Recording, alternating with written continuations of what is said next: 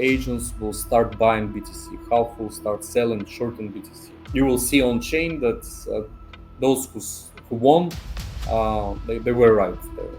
Let's say with this 500, they will do another trade. They start buying Ethereum, start selling Ethereum, and so on you go. And like after 9 predictions, after 9 buys, you have like 3-4 AI agents that perfectly predict the future.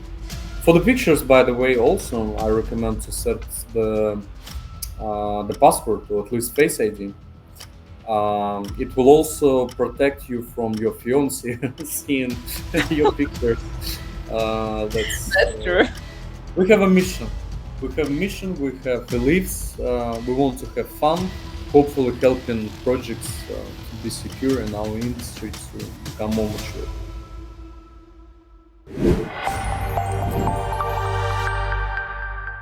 Hi there, welcome to a new episode of Voice of Web3 podcast powered by CoinGay, where we speak with the heavyweights and innovators of the Web3 industry. I'm Yali, and today's guest is shaping the future of Web3 security, Dima Budorian, co-founder and CEO of Hacken, a true advocate for transparency. He's not only driving innovation in cybersecurity, but also actively educating the industry. Hi, Dima, how are you? How's it going? Hello, I'm great. I'm doing amazing. Thank you. Yeah, thank you for joining. Before we start, I'd like to tell for those who watching this episode and still haven't subscribed, please go ahead, tap the button below, subscribe. We appreciate all activities of this podcast.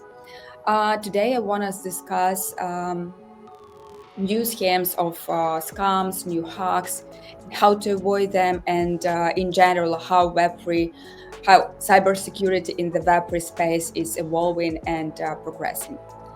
But I think it's logically to start with your journey Okay. because you are in the industry for a long time, and why you choose crypto, why you choose Web3, and how did you came to the industry? Sure. Yeah, I don't know. Like for some people, it might be long journey. It's soon I'm gonna be 8 years in crypto, but I don't know. For me, I still learning every day something new. So still find myself as a newbie in different areas. But yeah, my personal journey is that I'm a guy from the Ukraine, born and raised in Kiev, Ukraine, and went to work for Deloitte when I was 19. Spent at Deloitte 8 years.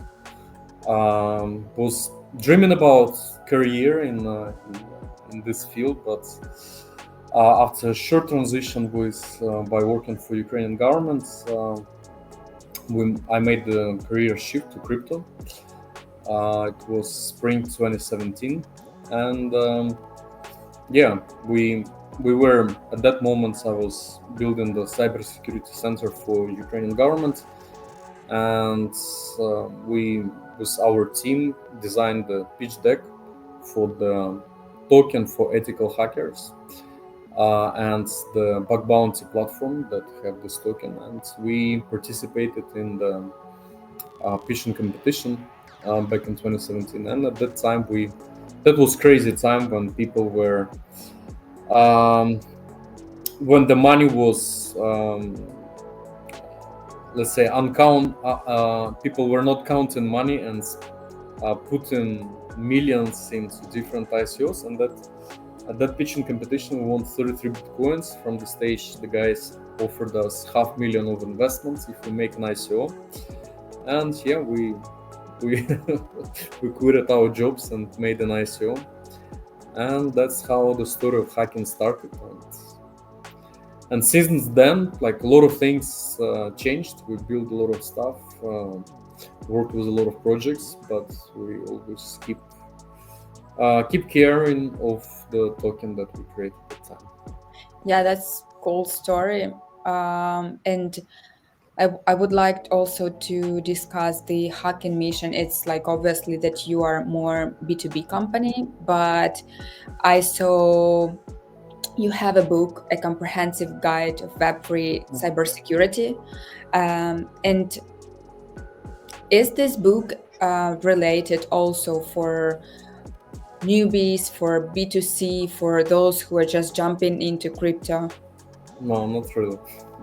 Not No, the really. book is We need to know, yeah, more about the book. yeah, the book is for the CTOs, CISO who want to make a dive into the security of crypto industry. So mostly it's for the professionals. But it's written in the in I think not very complicated way, so that people and also regulators can understand most of the risks and how to deal with those risks, and build the right regulation or build the right infrastructure when you want to have digital assets in your products. Um, yeah. But Yeah, but but I mean, yeah, we are not. You said that we are B2B. Yes, we are B2B, but we also have B2C elements. And generally, if you talk about the mission, so the mission is um, make. It sounds a little bit, simple. Make Web3 a safer place, but um, it's actually it's actually our kind of our DNA, because we are very big crypto believers.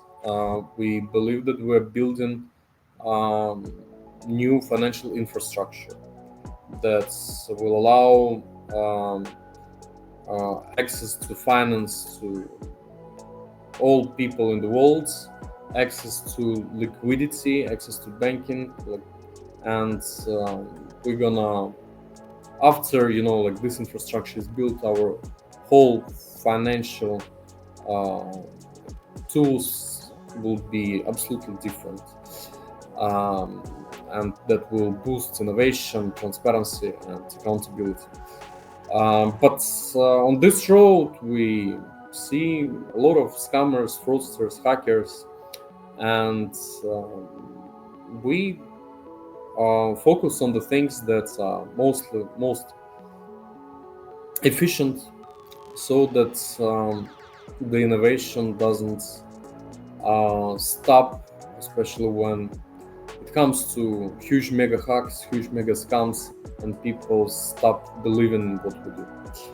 So yeah, it touches not only B2B but B2C education and certain tools as well. yeah, I understand what you're saying, because even like those B2B Web3 companies, they also about B2C users in the end. So yeah, and we will discuss some B2B like hacks and news break that are happening in the last months. But now, as we discuss B2C, I would like to discuss what new scams and frauds you see in the industry. I I know keep the social waiting. media is a really like hot platform for doing this, but maybe you see something new. Sure. So of course, AI agents comes. They're still not. I thought it's gonna happen a little bit earlier. We still don't see much of the AI agents comes, but probably it's because devs are more busy with marketing and token selling and choosing the villas. First things But first. yeah, but trading AI agents is something that will be massively used by scammers, because you can like build so many lame scam schemes with that. So, for example, you can launch like 1,000 AI agents, trading AI agents. Now it's relatively easy, and half of the agents will start buying BTC, half will start selling, shorting BTC, and you will see on chain that those who won, they were right. Let's say with this 500, um, they will do another trade. They start buying Ethereum, start selling Ethereum, and so on you go. And like after 9 predictions, after 9 buys, you have like 3 4 AI agents that perfectly predict the future. and it's everything recorded on chain. And then and then those scammers will put a lot of marketing, a lot of efforts, like pitching like, this is life-changing AI agent. He predicts the future. He generates APY. He generates profit. Just send him his money and start using it. And just imagine how many people will be scammed for that. So yeah, like all the AI is, most of it right now is all about automation still. Um, and of course, all the new tools are being massively tested by scammers. So be aware, please, of these scam schemes. Don't trust AI agents. Don't send them money, even if you see that on chain they are perfectly clean with the reputation. Because once you did it, they will do dummy trades. They will pump and dump some scam tokens, and you will lose it all. Yeah, and I know that like education in cybersecurity, as in all crypto, I think is still bad. I think like everyone who has iPhone, who has crypto, they don't care about cybersecurity, and just if you are like thinking how to avoid these scams and frauds. And I also used your platform for Hacken token, Mm-hmm.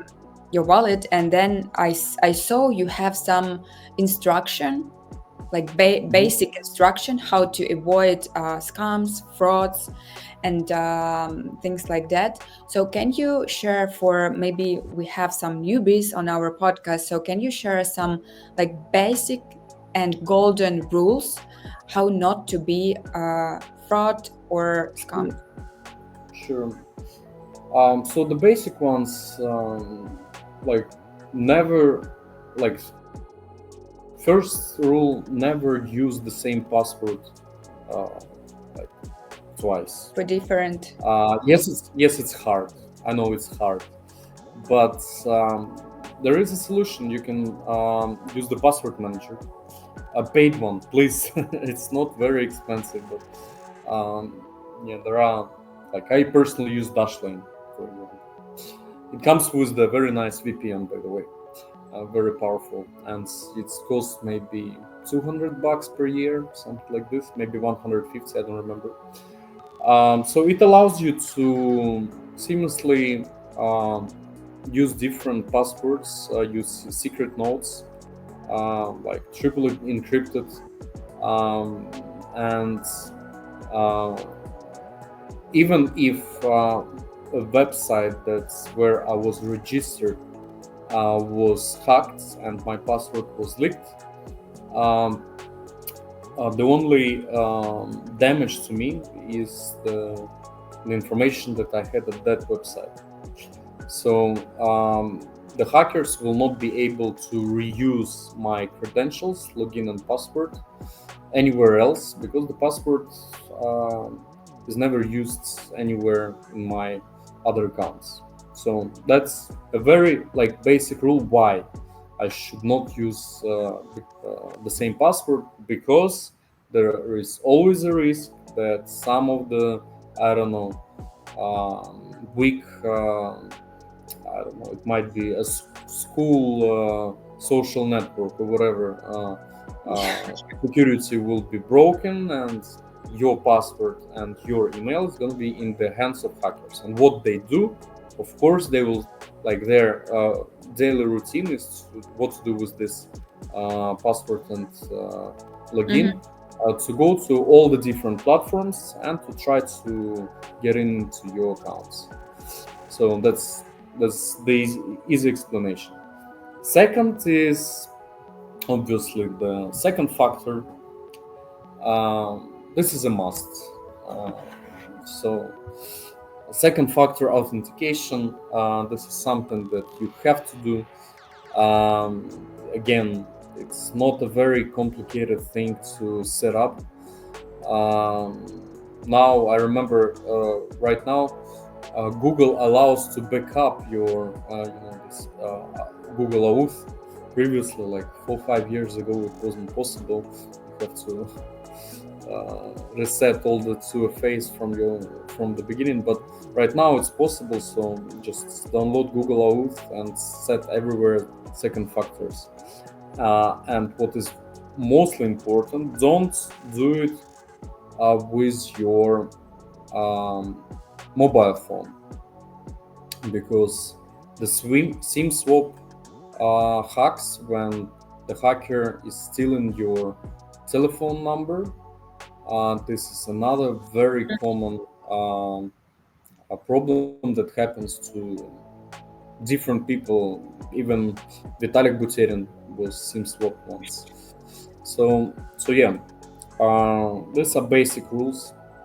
So and of course, like the third rule, yeah, people are saving passwords and saving screenshots of the seed Yeah. phrases and saving um, other sensible information on your laptop. Just do it in the password manager. There is also secure notes. You can put it all there. I put it there, and you'll be safe. It's 99.9 level of security, more than enough so that hacker will not try to hack you, because hackers are also lazy and they also go only for the easy targets. Yes, and they found them. Yeah, that's really cool that you mentioned the last rule because it's not on the water. I mean, previously I used to do these screenshots as well for my password and maybe for seed phrases, and I just made them hidden. And I thought that if they hidden even in my iPhone, and I did a password for these screenshots, I thought that nobody can see that. But we have a lot of news break for the last year, maybe for past 2 years. I can't remember that Apple, Mac, and even Android are weakness for this, and they are not like highly security for leakness of your data. So do you have any piece of advice for those who are like saving all information in their phones? Because even like if we have some like application for password that you mentioned, like paid application, it's also in the iPhone and it can be broke.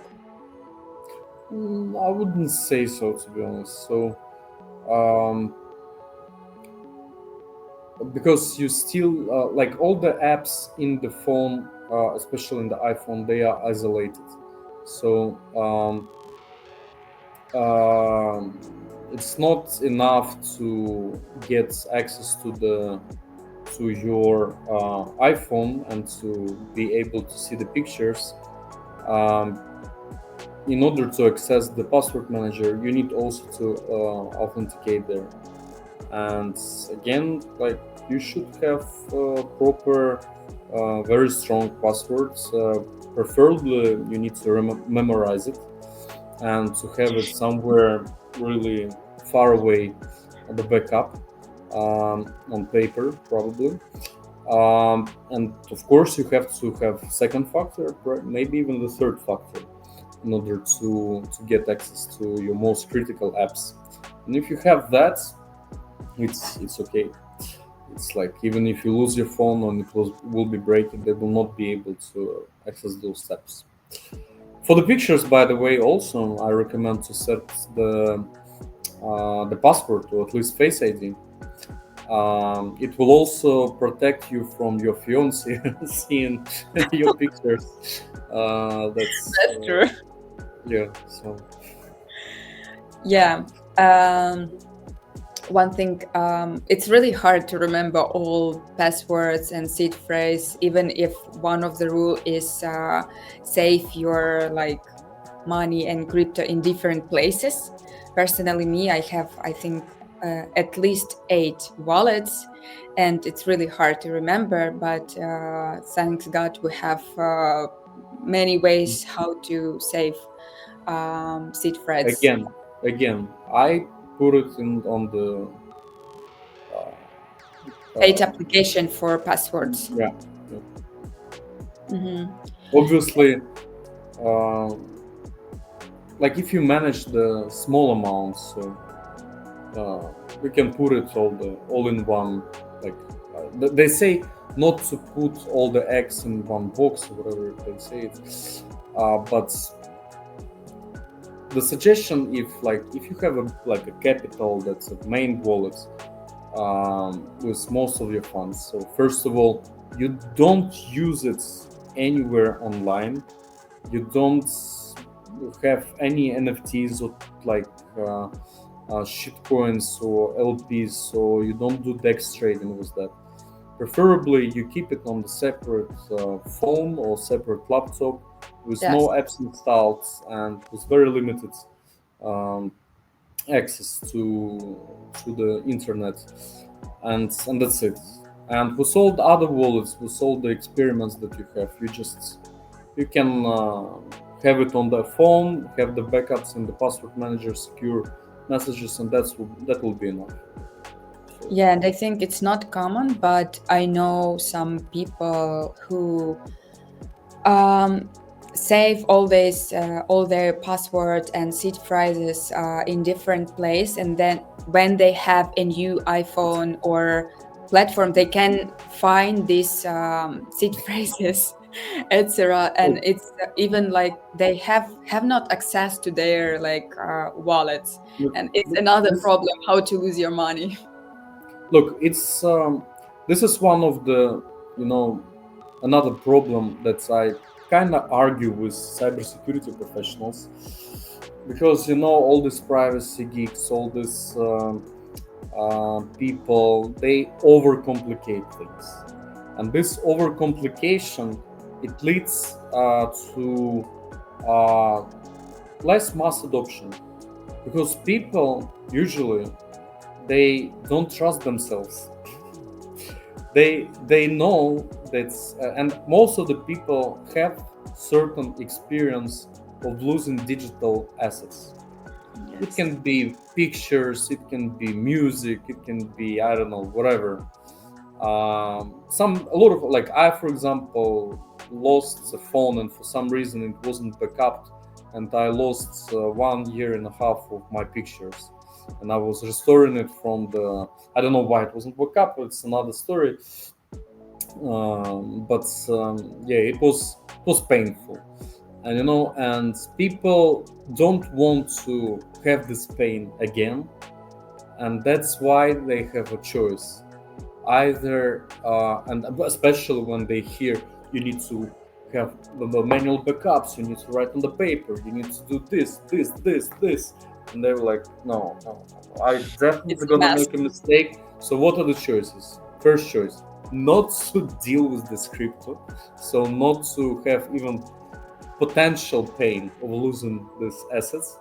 Or second, like, trust to centralized exchange, which is also, like, it's better than not to try crypto, obviously, but it's not what we are, uh, not why we are here in this industry. So yeah, that's my main point is, like, don't make this topic too complicated. Like, password manager will cover like Everything. 95% and of your problems. Yeah, and as you Paid one. Don't like this. There is a native password manager for the iPhone. It doesn't have all the functionality, and it's very tied to your Apple account. So if you lose Apple account, you can lose all passwords, and that's very dangerous. So for sure, you need to have. Here, I recommend to have paid one, and it's not the native of the iPhone. yeah, I like 2 years ago, I used, I even can't remember what brand it was. I used some chip, and Mhm. you can only have access to your to like any crypto exchange or etc. Even when you use this chip, when you Mhm. enter the chip in your laptop, then you have the access to this.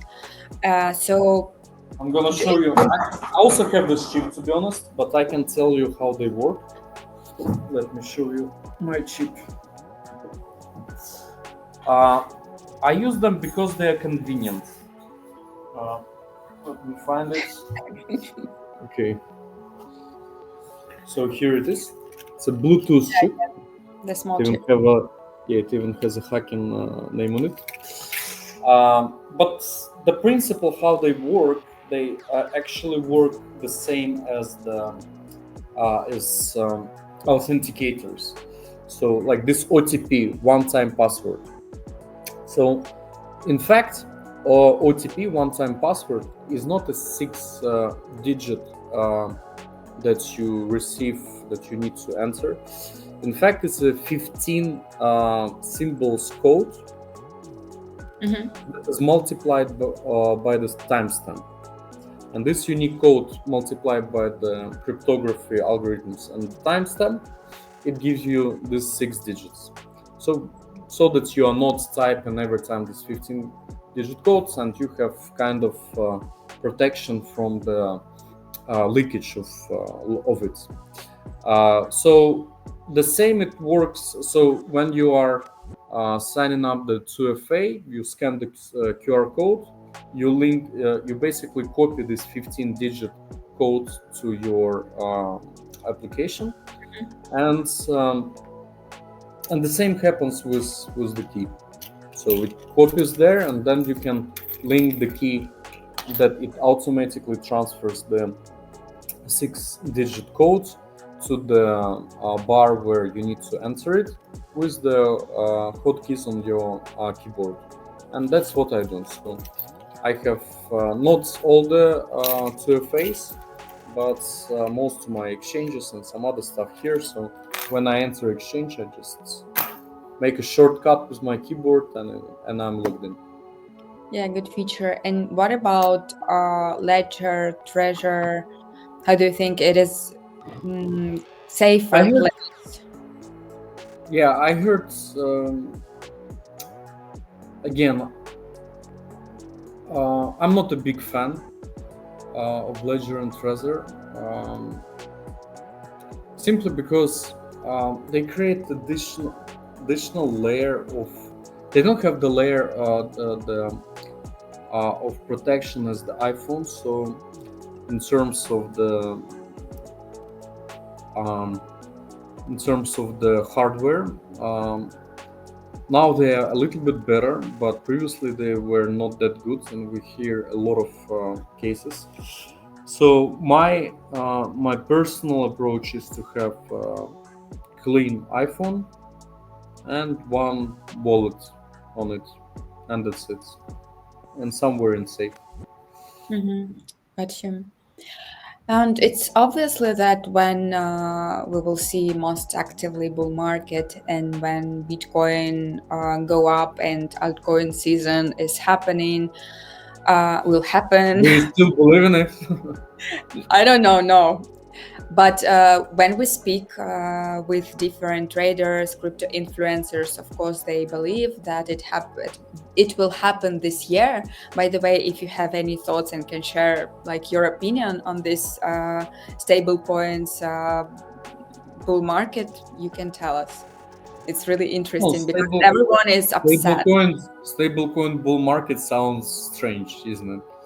Generally, my take on stablecoins is that um, like the stablecoin issuer is not issuing a stablecoin; they are creating a digital bank, because the nature of stablecoin is to receive money from somebody, uh, place them somewhere, and start making yield. and share this yield to those who bring you money, and at the same time give this person an opportunity to keep the equivalent of the funds that he puts and to use it uh, in their digital asset infrastructure. So in fact, it's a bank. So so I would say it's just that the guys from Tradify, they are entering our infrastructure, which is, from one side, I don't like it, but from another one, we predicted it long time ago that it will happen, and we at Hacken started to work in this direction quite early with all our compliance products, with all our transaction monitoring and security SaaS products. But from the other one, which I'm more excited, is to see the next steps when the stock market will slowly shift into the blockchain infrastructure. That's more exciting to me, and that's what I want to see as soon as possible. Why it's more exciting for you? You mean for the industry, or you're excited, or about I that don't you like, see some yeah. cybersecurity issues there? I think generally, if to have a look at I was like, we made the security report for 2024, and we can see right now. So we see that a lot of smart contracts, uh, so there is a clear trend of less and less smart contract hacks, less and less blockchain um, vulnerabilities, blockchain attacks, and we see more and more threats from the operational security, from the Web 2 security, more problems, and so we can reach to conclusion that um, like at least like Web3 engineers and security guys are doing their job Wow. well. And Well. no, I mean, like we still have a lot of hacks, and like this Bybit hack is pure Web2 problem. It's not related to crypto. So I would say that the less vulnerabilities, the less problems is better for sure. We But obviously there is still a lot of work, and right now the focus should be on pushing all the companies, including exchanges and blockchain protocols, foundations, and all the new banks and new players to pay attention to very wide cybersecurity issues, not just smart contract audits, but a lot of different stuff. Yeah, I don't remember where, but I think I've read your thought that um, nowadays many exchanges, sex decks, like all type of wallets, all type of crypto projects, they even do more audits than from one company. For example, they do audits from different companies to be more secure. And as your company also do audits and etc. And I think like proof of reserves is also one thing that is really important to know for users, to check it, to know like which exchange to pick for investing or It's for just a trading. small thing, yeah. Proof of reserve is just a small thing, and Yes, it's so I want to ask what are the things we should care about when we're choosing some exchange or platform for investing trading? look. There is still so many like exchanges are still such big black boxes. We still don't know so many important information about what is happening there. So proof of reserve is just a small indicator that if the exchange is not doing it, But then there is still some then there is exchanges. then Then this is not an exchange. Like Mhm. in the best case scenario, it's just a broker that is sending your money to other exchange and copying the order book. But if the exchange does not do it, then it's a red flag, like 100%. Don't trade there, or at least like demand exchange to publicly like disclose that they are a broker, and that's absolutely fine. To be a broker. Bitpanda is a pure broker. They don't have their order book. They use order book of other exchanges, but they're super successful. yeah, So, and some other, and trickles. why other exchanges still pretend that they have good liquidity? It's like it's a lie. It's like most of liquidity is coming from other places. So, but for example, let's give you some examples. So, uh, we still don't know about circulation supplies. The circulation supplies, uh, in most of the cases, they are unknown, especially when there is a big portion of the supplies landed on exchanges. We still don't know the number of users holding tokens at exchanges. We don't know their average ticket sizes. We don't know the entry prices of those users. This is minimum thing. We don't know the tokens that are traded at exchanges. They don't do like proper annual reports. Some structured reports on their treasuries, on their holdings, on the product roadmap, and how they are fulfilling it. This all like basic things that people have to know, and this is what is being done by the regulated stock exchanges, and that's the you know and that's why we have this volatility and lose of trust all the time, because simply people don't trust crypto companies, and this trust can be built only by building these reports, transparently disclosing what you're doing, what is your balances, plans, financial reports. And exchanges should this is obviously this is not of their interest to put some such strong restrictions, strong obligations to the assets that are being traded there. But at some point they will some points they will have to do it. Um, Agree. and I do a lot of efforts, and that's why I moved to Abu Dhabi and live here to work very closely with regulators.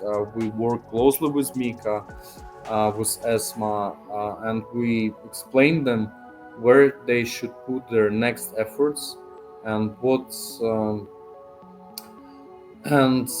are the main risks, and where are the fraud and scam is happening, and how to identify it. So yeah. Yeah, and let's discuss some like the recent use, and then we will back to your plans, ambition, goal, why you move into this market. So yeah, we will discuss it for sure. But now, you know that it's a popular, like I can say, like use. It's a and popular company, Tornado Cash, and US Treasury officials have lifted some sanction on Tornado Cash. It's a crypto mixer, and there are many hacks because of crypto mixer. And US government previously made a sanction on it, and now it's lifted. Um, Coinbase was like paid and support this decision to broke up this sanction, and I understand why, because it's a philosophy of Web3. But on the other hand, it's do you see there, like, so hacks are growing because of it in the Look, future? um, yeah, I'm not a big fan of Tornado Cash. I know these guys, and it's so, And again, I have fights with the privacy geeks, and my opinion is that you don't create the mixer with good intentions. If you wanted to create a mixer with good intentions, you would have put uh, blacklists feature, especially when all the blacklists can be they are known. Yeah, and if you don't do it, and if you know that's but you can, and you know that so many people are um, uh, laundering hack money through you. Um, this is this is not good.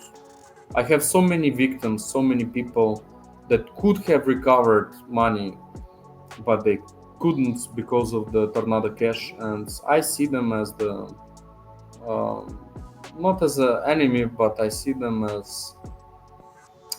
small um, issue. as a little evil.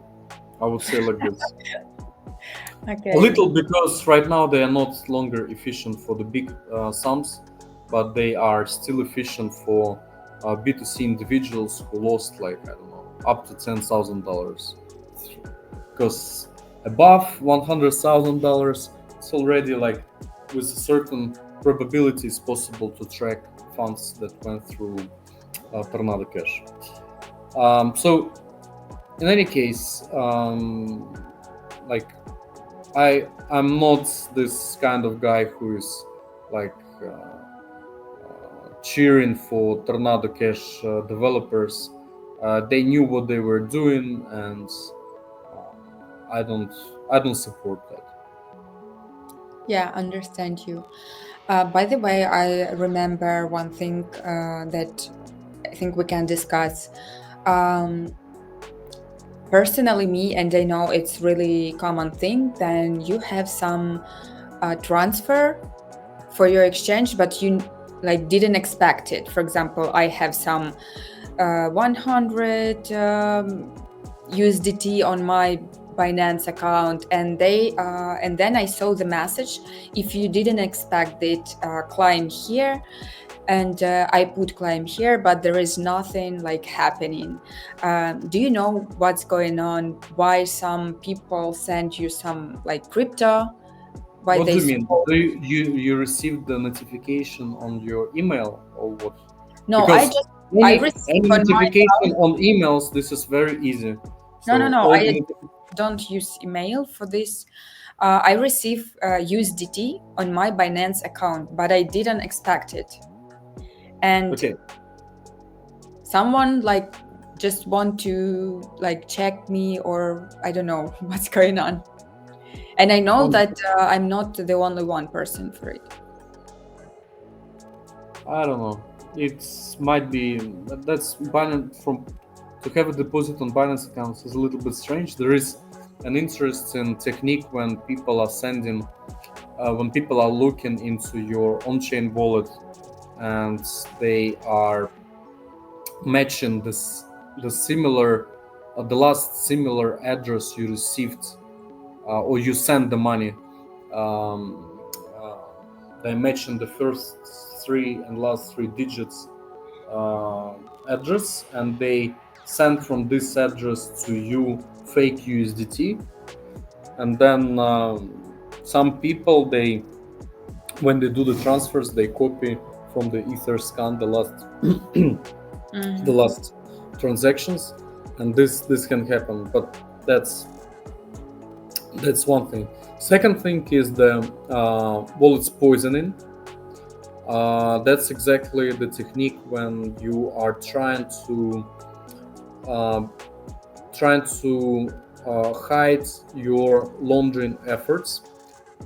so that you are, for example, you want to launder $100,000, and you send to 20, or I don't know, like let's say 5,000 wallets, Yeah, the just. amount of $200, Mm-hmm. and a lot of that wallets are the wallets of the exchanges, Mm-hmm. and then you that's then the chain, like chain analysis, like blockchain analytic companies, they don't mark all these wallets as the black wallets, because you have to basically blacklist the Binance wallet, and that doesn't work. And from the other point of view, the hacker also, using this technique, he's uh, causing problems to Binance. So because Binance, in this case, they have to block all the legit accounts, including yours, and that's not in their like operational efficiency. So it means that he sent, you're a lucky one who that your account was poisoned and you received this money, but in fact it was just to Laundering. that's 80. Yeah. um yeah. So but I want to go back and tell a very important thing as well. So if you ever receive on your email like alerts, your account, your Binance account was um, someone Block. was trying to access your Binance account from Brazil or from, I don't know, Venezuela or Nigeria, you shouldn't be scared. In 99.9%, this is scam. This is phishing. So that you, and it happens usually on Friday evening when a lot of people are going out, and when they see this message, they're like, oh shit, let's do something. And they start to, if it Mm. wasn't you, click here, you click here, then please enter your credentials to log in. You are already a little bit drunk, you click, voila, and the account is gone. It's done. Yes. Work is done. Yeah. Yeah, so this is another trick that please remember. Yeah, so let's back to your announcement that you are doing a lot in YOE. So why you choose this direction, and what's going on the market? Oh, sorry, Yeli. What? Uh, you told me that you are doing a lot in UAE, in Dubai In or UAE. Abu Dhabi. Sorry. Yeah, and what's It's the most fast-moving regulator, most innovative, and they are very and you open to want cooperate. to Yeah. make your They move very fast. Yeah, and they listen, and they, yeah, that's the main reason. like it's So the we, option to you to make a lot of things because they support and more open to crypto and block. yeah, it's like we are building the regulatory dashboards so that they can monitor the products that they gave the license, crypto projects, and that's no one is even close from other regulators to this approach. And we already have some good progress. And once it's done, we there's still some time needs to be like properly set the things up. Then this can be a role model to all other regulators, because obviously ADGM and QE is ahead of the game already now. You can go and like I keep like receiving messages from some friends and colleagues that regulators all over the world, they praise ADGM efforts, Yeah. like in US, in UK, in Paris, everywhere. It's like it's the most advanced regulator in the space. And what things Haken are focusing right now? What are you doing right now? Yes, so of like as I said, build on the regular dashboards is one of the things. It's also the this product has regulatory front end and the client's front end. Um, so that the projects can be secure and compliant. And from the B2C, from B2C, it's a lot of things that we do. We are working on the AI ethical hacker. We're working on the Dior due diligence AI agent. We are working on the utility for high in terms of the um, of our dual defense, like basically prediction market on security, on the quality of security, audits that can evolve into insurance markets. So this, like, like in Hacken, always we're cooking something. It's like Yeah, yeah, I know. I we know. have this meme when people are the guy with crazy eyes and here, here, here. Yeah, sometimes it's not efficient, but this is our lifestyle, and we Yeah, like that's to. why I was asking what is your focus, because I know if you Oh, even oh, this is, your you know, Twitter like or we are not this type of company that's we are focus on one focused. thing. We have a mission. We have mission. Um, we have our beliefs. We want to have fun, and yeah, we're having fun, and hopefully helping projects to be secure in our industry to become more mature. And do you have, or your company has, a goal for this 2025 year? Yes, we have. Please share. Go ahead. It's a revenue goal. Yeah, we have a revenue goal. It is a product goal, and obviously the token goal. Yeah, token goal is really interesting. I know you are trying, like not trying, you were doing a lot of efforts for the last Yeah. 2 years in terms of high. So can you tell us more and maybe newbies about your token? Its utility. Yes, I know yeah, there are many projects that yeah. are There are, yeah, connected to sure, it. sure. I would. The main idea is so was always um, to to merge our equity and token Mhm. holders into one class of digital instrument. So we are slowly going there. We are in, like, not slowly. We are, for sure. We are the first company who made this attempt according to European rules. We have tokenized our equity, and we have swapped the part of this equity into tokens, and we already did it.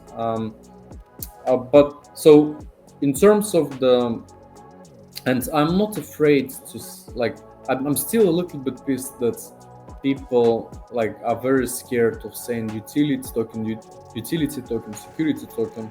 I want our token to be a security, and I want but the tokens is more than security because it allows you to give on top a lot of other things that you can do with this token. And obviously different utilities that we have, they are focused to build up the value that can have a bigger multiple from the revenue that you can have on the stock market on of the public company. So generally right now, if not too complicated, uh, Hacken token is our lifetime story. We love it. We keep following the narratives and building a community. We have quite active and loyal community. We, with a lot of people, we are from the very beginning, and I'm very thankful for being with us. I wouldn't say that's like they saw big rallies up, big rallies down, again going up, and I'm pretty sure it's for all of us. It's not only financially a good journey, but also emotionally. We're like a big family. But in general, yeah, we I think at this market condition, whenever you say um, like we have this utility and we have that utility. It's still about some bigger things like uh, uh, people, mission, vibes, certain culture, and goals. So and commitments. So Mhm. we're committed, straightforward. We uh, like come and see our Discord, our Telegram, chat with OGs of our community, and they would say better than me because Yeah, I'm this just is what I doing see. my job. I don't want to pitch like buy my token, buy my token. Just join community. Yeah, definitely, guys. Please join Hacking Twitter, Discord, Demask Twitter. There are a lot of information, even, and I think even from B2C audience. And I saw you did a lot of efforts in terms of utilities, like, and I see Yeah. that it's about mission. It's about your mission. Yeah. It's all about your. The upcoming stuff is about Dior AI. Yeah, so we will have the April marketing campaign. We will have different releases, different uh, trading competitions. It's gonna be it's gonna be fun for sure. Yeah, and all hacks that are happening in the industry, you all cover them in in your blog or in your Twitter. So I think, guys, who watching this podcast, you can see all information that you need to know about cybersecurity Thank you. and crypto as well. Thank you for joining us today. It was really nice to speak with you. There are a lot of insights. I'm pretty sure that there are some good insights for our audience, and we will be glad to see you with more announcement and more like mission and goal in our channel. Thank you. Thank you. Have a good day, everyone. Bye bye. Yeah, bye bye.